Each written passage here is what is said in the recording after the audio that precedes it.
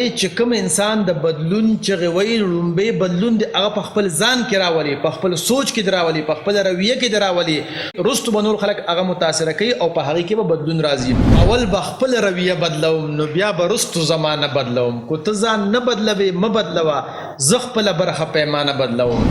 خپل ځان نرستو په خپل اولاد کې، پرونو خويندو کې او پرشتدارو کې د بدلون راوستو کوشش شروع کړي.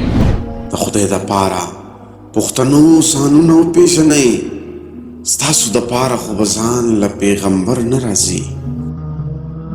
ډاکټر صاحب نن تاسو دا سوال کوم چې نن سبا سړی بدلون چې وهي خو بدلون نه راځي چې دا ولې؟ زما خوږ بچي اسراتل صاحب وایي اول به خپل رویه بدلوم نو بیا به رستو زمانه بدلوم. کو ته ځان نه بدلوي م بدلوا، زه خپل برخه پیمانه بدلوم.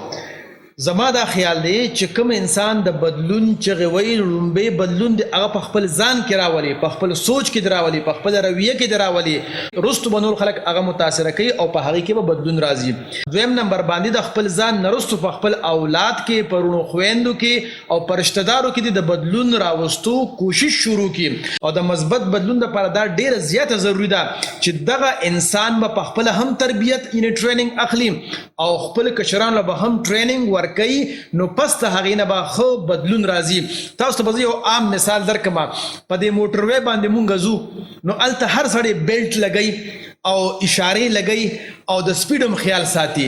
څه وجه ده؟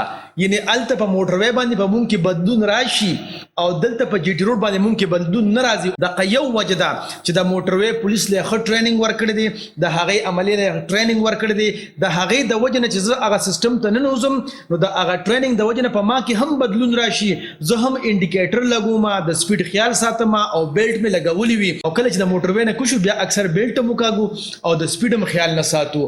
نو ثابته دا خبره شوله چې اول به په خپله رویه او په خپل ځان کې به بدلون راولو، د هغې نه وروستو به په خپله هم ټریننګ او تربیت اخلو او ځان سره چې څونه متعلقه خلک وي هغې له به هم ښه ټریننګ او تربیت ورکوو. نو انشاءالله العظیم په معاشره کې به په مزه مزه بدلون خامخا راځي. ډېره مهرباني ډاکټر صاحب. خوشحاله اوسئ. ودان آباد اوسئ. لوی ستړی شي بچې. د خدای د پاره پښتنو سانونو پیژنئ، ستاسو د پاره خو به ځان له پیغمبر نه راځي.